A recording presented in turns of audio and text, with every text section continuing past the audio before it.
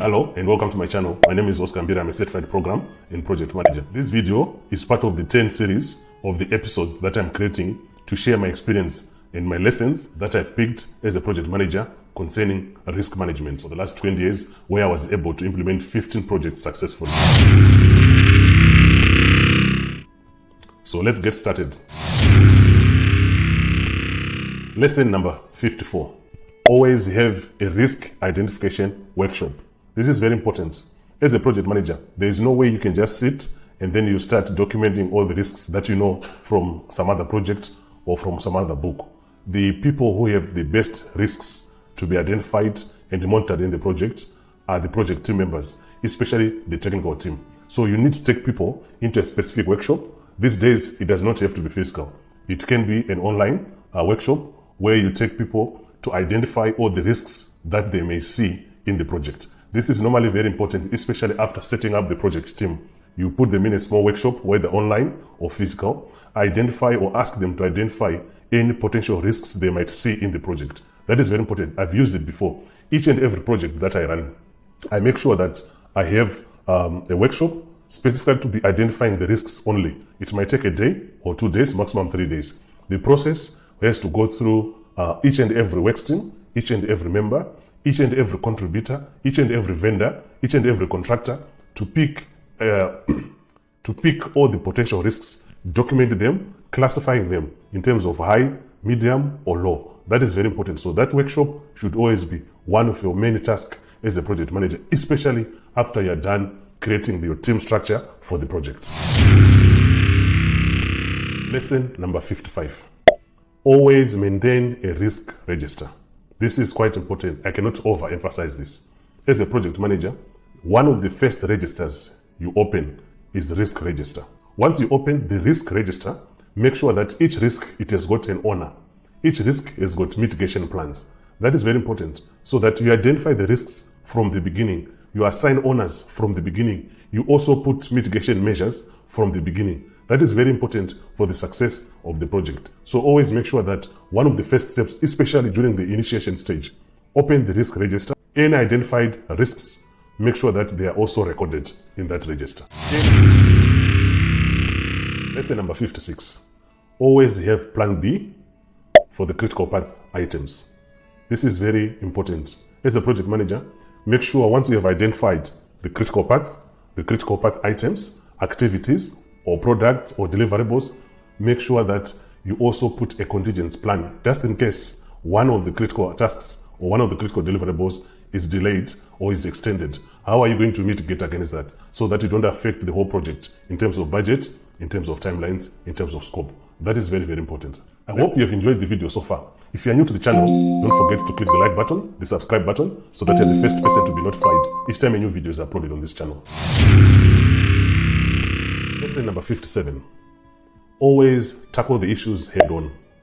Don't identify an issue, then you try to ignore it or to delay resolving it. Once you see an issue as a project manager, make sure you attack the issue. Make sure either you resolve it. If you cannot resolve it, in some cases I faced it myself. There are cases where I could not resolve the issues, but at least try to manage so that you minimize the impact of that issue. So each and identified issue in the project, it must be tackled head on. Don't try to avoid it. Avoiding an issue does not resolve it.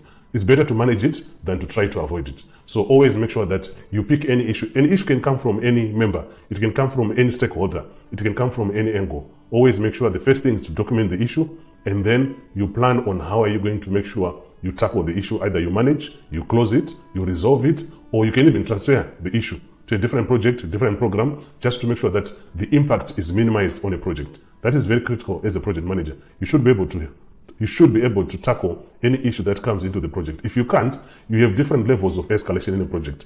You can either escalate to the program manager, to the project director, or even to the project board. Any of the members or any of the participants on the hierarchy of the project, make sure that the issue is tackled head on once and for all. Lesson number 58. Post-mortem is always a goldmine in a project. A project manager should be able to do post-mortem of any activity, of any phase, of any failure. If you are able to do that, or even any success, if you are able to do that as a project manager, it means you're going to be able to pick the lessons learned, which can also be applied in the future project.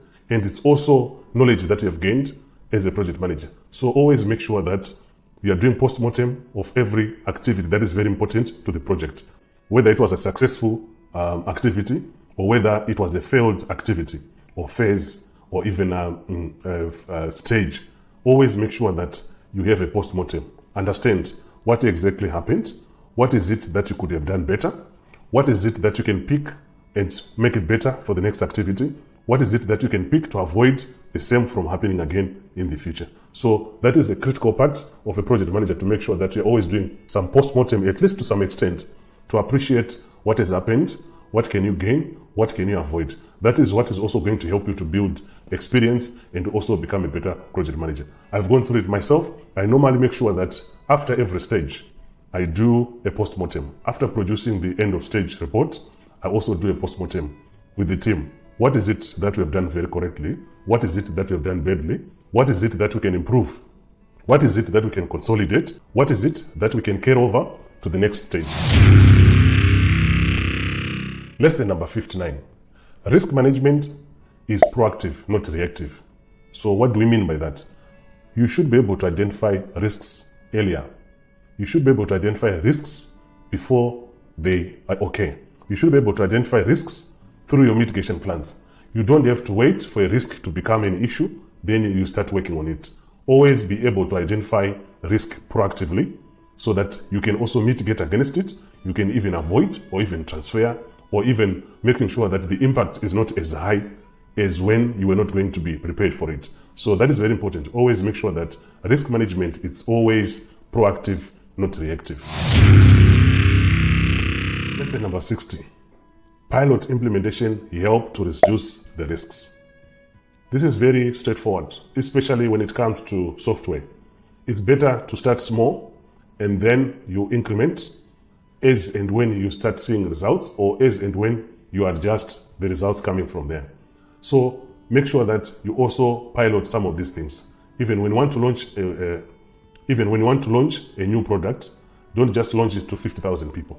Try to pilot it with certain selected individuals, get the feedback, refine from the feedback, and then make it better before you open it to the public or to the mass. Lesson number 61. Don't ignore any small issues. It's one of the things that I make sure that in my project, each time there is an issue, whether small or big, from any stakeholder, from any project member, the first thing I do is to document the issue. That is number one. Number two is to try to understand the issue based on facts and not emotions. So the moment you're able to do that, you'll find that any small issue which was likely going to graduate into a bigger issue, you can even manage it before it becomes bigger. So every issue must be considered. I always have a daily log as a project manager, and you should always have yours. You should always have a daily log as a project manager. Each and every issue that comes your way, small, big, medium, whatever, you make sure that you enter it into a daily log. Then on a daily log, on a daily basis or weekly basis, you can go into a daily log, look at the issues, see what has been closed, what is still pending. Anything that is still open, small or big, make sure you follow up until that issue is resolved. I've seen most project managers making a mistake. They think that a small issue can be ignored, but without knowing that that small issue can graduate into a major or even catastrophic issue that can stop the project, that can sink the project, or that can even escalate the baselines of the project, that can even escalate the cost of the project. So every issue in a project, make sure as a project manager, you attend to it. Whether it's coming from a junior, whether it's coming from a senior, whether it's coming from outside, or it's coming within the project, any stakeholders involved, make sure every issue is documented and attended to, or even managed to some extent.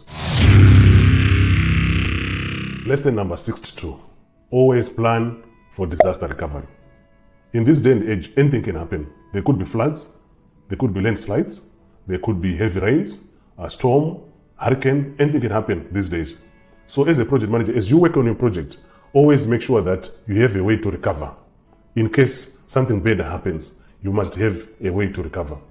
In most cases, if you're working on systems or software, it's now very easy to store the software.